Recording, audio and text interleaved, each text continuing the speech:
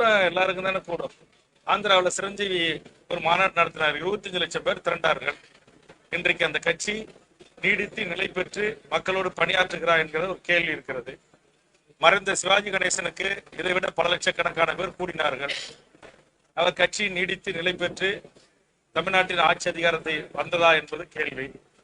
உலகநாயகன் என்று போற்றப்படுகின்ற கமலஹாசன் கட்சி தொடங்கினார். நீடித்து நிலைத்து மக்களுடைய உணர்வுகளை புரிந்து கொண்டு மக்களுக்காக களத்தில் வெற்றியோ தோல்வியோ மக்களுக்காக போராட வேண்டும். எங்களை போன்ற கட்சி நானா 6 முறை தேர்தலை சந்திச்சிருக்கிறேன், 3 முறை தான் வெற்றி பெற்றிருக்கிறேன். வெற்றியோ தோல்வியோ மக்களுக்கான போராட்ட களத்தில் நாங்கள் இருக்கிறோம். கம்யூனிஸ்ட் கட்சிகள் ஆட்சி பிடிக்க முடிகிறதோ இல்லையோ மக்களுக்கான போராட்ட களத்தில் இருக்கிறார்கள். சமூக நீதி தளத்தில் பாட்டாளி மக்கள் கட்சி, விடுதலை சிறுத்தைகள் போன்ற கட்சிகள் வெற்றியோ தோல்வியோ மக்களுக்காக களத்தில் இருக்கிறார்கள். அதுபோன்று திரு விஜய் அவர்கள் இருக்க வேண்டும் என்பது என்னுடைய விருப்பம்.